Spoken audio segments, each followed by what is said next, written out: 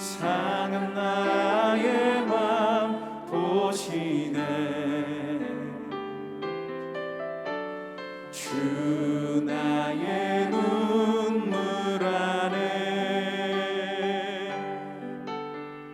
홀로 울던 맘 아시네. 다시 한번 주 나의 모습 보네. 상한 나의 맘 보시네. 주 나의 눈물 안에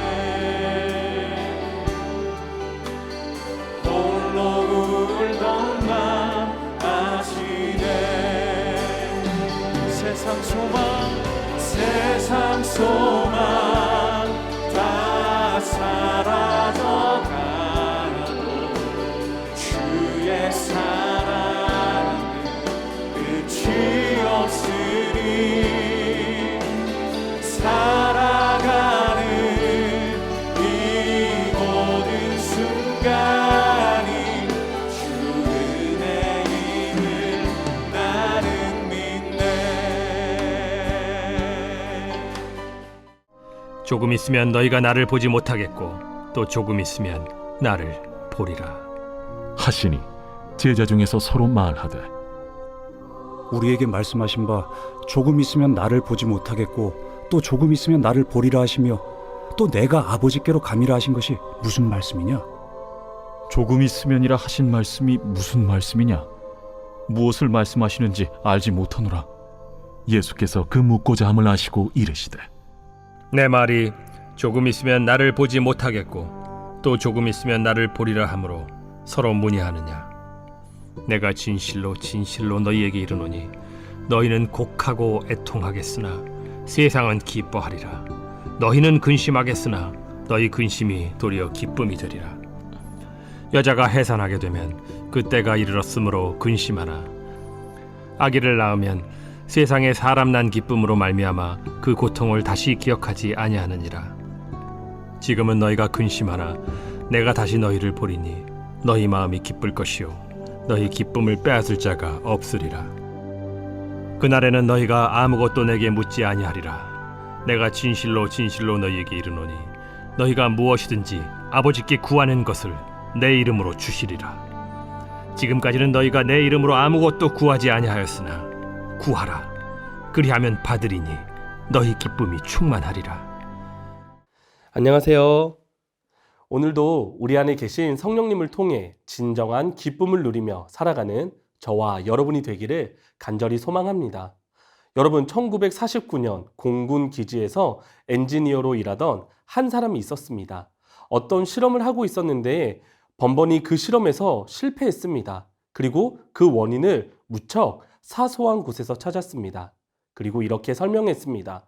어떤 일을 하는 방법에는 여러 가지가 있고 그중 하나가 문제를 일으킬 수 있다면 누군가는 꼭 그 방법을 사용한다. 이 말은 에드워드 머피 대위가 처음 사용한 말입니다. 여러분, 머피의 법칙이라는 말 들어보셨죠? 바로 이 사람에 의해서 생긴 말입니다. 예를 들면 이런 것이죠. 마트에서 어떤 물건을 계산하기 위해 줄을 섭니다. 그런데 내가 선 줄만 줄어들지 않는 것 같고 다른 사람이 선 곳은 계산이 빨리 진행되는 것.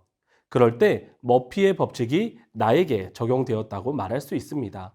또한 내가 운전을 하고 있는데 내가 가는 차선만 유독 다른 차선에 비해서 느린 것 같다? 그것도 머피의 법칙이 나에게 적용되었다고 말할 수 있습니다. 여러분 어떠신가요? 여러분에게는 머피의 법칙이 자주 발생하나요? 여러분에게만 유독 그런 일이 자주 발생한다고 생각하나요? 나만 왜 그러지? 나에게 왜 이런 일이 생기지? 라고 생각할 때가 있습니다.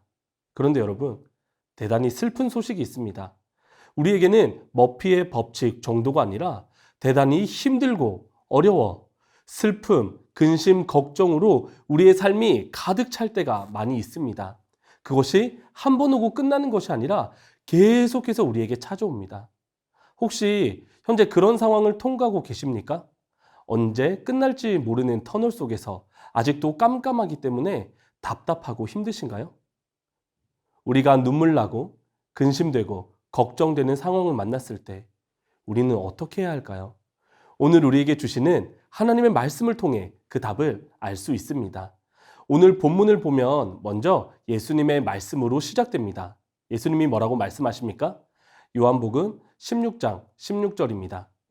조금 있으면 너희가 나를 보지 못하겠고 또 조금 있으면 나를 보리라 하시니. 예수님이 이렇게 말씀하시자 제자들의 반응은 어떻습니까?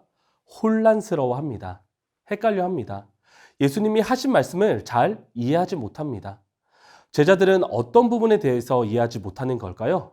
크게 세 가지로 정리할 수 있습니다. 첫 번째는 조금 있으면 나를 보지 못한다. 그리고 조금 있으면 나를 보리라. 이 부분에 대해 제자들은 이해하지 못했습니다.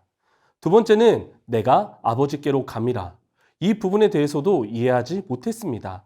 마지막 세 번째로 조금 있으면 이 부분에 대해서도 이해하지 못했습니다. 제자들은 이러한 얘기를 처음 들었을까요? 그렇지 않습니다.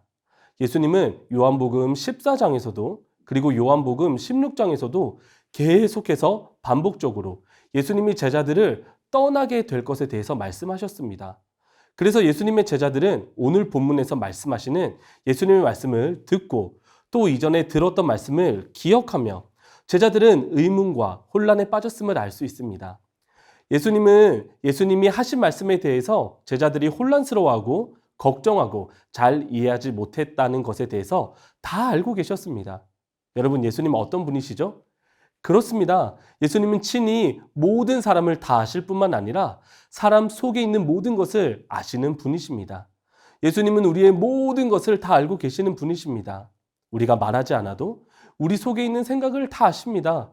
우리의 고민을 다 알고 계십니다. 어떻게 그럴 수 있을까요? 예수님은 우리를 창조하신 분이시기 때문에 우리의 모든 것을 다 알고 계십니다. 그리고 예수님은 100% 인간의 모습으로 이 땅에서 사셨습니다. 우리와 모든 면에서 동일하셨습니다. 하지만 죄는 없으셨지요. 여러분, 예수님은 우리의 모든 것을, 모든 상황을, 우리의 모든 생각을 지금도 다 알고 계십니다. 이제 예수님은 제자들의 궁금한 부분과 걱정되며 어떻게 해야 할지 몰라 혼란스러워하는 제자들에게 설명을 하십니다. 자, 여러분, 여기서 조금 있으면 나를 보지 못하리라 라는 말은 무슨 의미일까요? 우리는 성경의 내용을 다 알고 있습니다. 그렇기 때문에 충분히 생각해 볼 수 있습니다. 그것은 바로 예수님이 우리의 죄를 위해 십자가에 달려 죽으실 것에 대한 이야기입니다. 그렇다면 조금 있으면 다시 보리라는 말씀은 무슨 의미인가요? 그렇습니다. 죽음으로 끝날 것이 아니라 예수님이 다시 부활하실 것에 대한 이야기입니다. 그래서 예수님은 16장 20절에서 이렇게 설명하십니다. 내가 진실로 진실로 너희에게 이르노니 너희는 곡하고 애통하겠으나 세상은 기뻐하리라. 너희는 근심하겠으나 너희 근심이 도리어 기쁨이 되리라. 예수님의 제자들은 예수님에게 모든 것을 걸었던 사람들입니다. 모든 것을 버려두고 예수님을 쫓았습니다. 온갖 기적을 행하시고 능력을 베푸신 예수님이 십자가에 달려 죽으신다? 제자들에게는 아마 상상하지도 못할 일이었을 것입니다. 그러니 그들은 곡하고 애통했을 것입니다. 그러나 세상은 어떻습니까? 기뻐했을 것입니다. 빌라도에게 외치는 사람들의 소리를 기억하십니까? 바라바를 놓아주고 예수를 십자가에 못 박아라. 대제사장을 앞세워 거기 있던 모든 사람들은 바라바를 놓아주라고 외치고 예수님이 고통당하시자 그들은 기뻐했습니다. 그러나 예수님은 십자가에 달려 죽으신 것으로 끝나지 않았습니다. 이 땅에 오셔서 십자가에 달려 죽으신 예수님은 다시 부활하셨습니다. 다시 살아나셨습니다. 그리고 제자들을 다시 만나 주셨습니다. 그래서 부활하신 예수님 때문에 제자들의 근심이 기쁨이 되리라고 말씀하신 것이죠. 이것에 대해서 예수님은 해산하는 여인에 대한 비유로 한 번 더 말씀하십니다. 아마 어머님들은 다 기억하고 계실 것입니다. 자연분만을 하셨다면 자녀를 낳는 고통이 어마어마하다는 것을 알고 계실 것입니다. 그러나 자녀를 마주하게 된 순간 그 모든 고통이 기억나지 않을 정도로 자녀를 만난 기쁨이 크다는 것을 알고 계실 것입니다. 제자들도 예수님이 십자가에 달려 죽으시는 것이 큰 고통이긴 하지만 예수님이 다시 부활하신 후 제자들이 예수님과 만났을 때 그 기쁨이 그 모든 고통을 잊을 만큼 클 것에 대해서, 그리고 그 기쁨을 빼앗을 자가 없을 것에 대해서 말씀하십니다. 여러분, 그런데 이 부분에 대해서 조금 더 확장하여 생각할 수 있습니다. 그것은 예수님이 부활, 승천하신 후 오순절에 성령으로 제자들에게 찾아오셨다는 것으로 생각할 수 있습니다. 예수님의 십자가의 사건이 제자들에게는 충격이고 공포이고 근심이고 고통이었습니다. 그러나 성령께서 오신 후 성령의 충만함을 입은 제자들에게는 십자가가 더 이상 충격이나 공포, 근심, 고통이 아니었습니다. 오히려 자랑이고 영광이고 기쁨이 되었습니다. 그리고 그 기쁨을 누구도 빼앗아 갈 수 없게 된 것입니다. 이제 마지막으로 예수님은 무엇이라고 말씀하셨습니까? 예수님은 요한복음 16장 24절을 통해 이렇게 말씀하셨습니다. 지금까지는 너희가 내 이름으로 아무것도 구하지 아니하였으나 구하라. 그리하면 받으리니 너희 기쁨이 충만하리라. 예수님의 이름으로 구하라고 하셨습니다. 그러면 받게 될 것이고 기쁨이 충만해질 것에 대해서 말씀하십니다. 여러분, 제자들이 항상 기쁘게 살았을까요? 그렇지 않았을 것이라고 생각합니다. 힘든 상황도 있었고요. 어려운 상황도 있었을 것입니다. 그런데 어떻게 기쁨이 빼앗기지 않았고 사라지지 않았을까요? 그 이유는 바로 성령 안에서 예수님께 구했기 때문입니다. 성령 안에서 예수님께 기도할 때 제자들의 기쁨이 충만해졌습니다.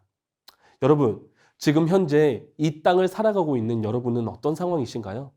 근심과 고통, 슬픔과 걱정으로 가득 차 있으신가요? 여러분, 우리가 세상을 살아가는 동안에 근심과 고통, 슬픔과 걱정은 계속해서 찾아올 것입니다. 그 크기와 무게가 다를 뿐이지 누구나 이것에서 자유로울 수는 없습니다. 하지만 여러분, 예수님은 십자가에서 죽으신 것으로 끝나지 않고 부활하셨습니다. 그리고 지금도 살아계셔서 내 안에, 우리 안에 성령으로 계십니다. 그런 우리들이 누리고 경험할 수 있는 것은 무엇인가요? 바로 기쁨입니다. 고난 가운데서도 예수님과 함께하는 기쁨이 있습니다. 우리를 떠나시지 않고 계속 함께 하시는 예수님으로 말미암아 기쁨이 있습니다. 또한 그 기쁨을 항상 구할 수 있습니다. 그리고 예수님이 우리에게 주시는 기쁨은 그 누구도 빼앗을 수 없습니다. 우리가 경험하고 누릴 수 있는 기쁨은 다른 어떤 곳에서도 찾을 수 없습니다. 오직 부활하셨고 지금도 살아계셔서 내 안에 계신 성령을 통해서 예수님의 이름으로 그 기쁨을 구할 때 우리는 진정한 기쁨을 받고 누리고 충만하게 경험하며 살아갈 수 있는 줄 믿습니다. 여러분, 오늘 이 말씀을 통해 진정한 기쁨을 우리 안에 계신 성령님을 의지하여 예수님의 이름으로 기쁨을 구했으면 좋겠습니다. 세상이 줄 수 없는 차원이 다른 그 누구도 빼앗을 수 없는 기쁨을 통하여 오늘 하루도 넉넉히 살아내시기를 기도합니다. 오늘 말씀을 기억하며 기도 제목을 읽고 함께 기도하도록 하겠습니다. 첫 번째 기도 제목입니다. 내 삶에 있는 고통과 근심, 걱정에서 눈을 들어 나에게 기쁨을 주시는 예수 그리스도를 바라보게 하소서. 예수님이 내 안에 계시고 나와 함께 계심을 기억하며 항상 교제하는 삶을 살아가게 하소서. 기쁨을 충만하게 해주시겠다는 예수님의 말씀을 기억하며 성령 안에서 예수님께 기도함으로 기쁨을 빼앗기지 않고 유지하며 누리게 하소서. 이 시간 기도 제목을 가지고 함께 기도하겠습니다.